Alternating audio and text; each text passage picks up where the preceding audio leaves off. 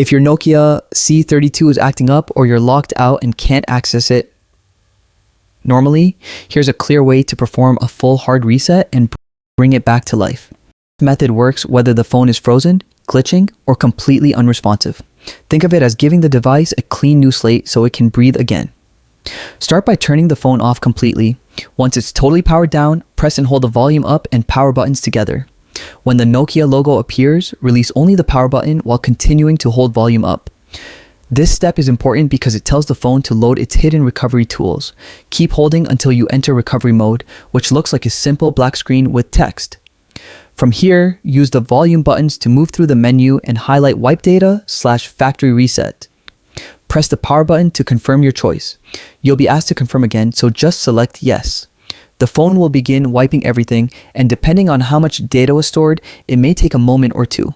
Once the wipe is finished, scroll to Reboot System Now and press the power button again. The phone will restart and begin setting itself up as if it's brand new. It may take slightly longer on the first boot, so be patient.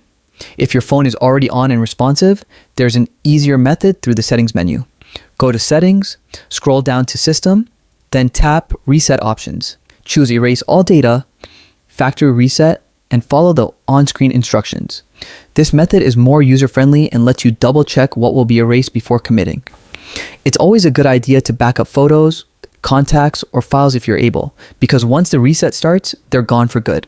One more important reminder. If you had a Google account signed in, you'll need to log back into that same account after the reset because of FRP security. This prevents other people from wiping and using a stolen device.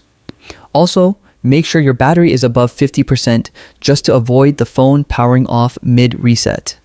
A sudden shutdown during a reset can cause more problems than it solves. After everything is done, your Nokia C32 should feel smoother, faster, and free of whatever caused the trouble in the first place.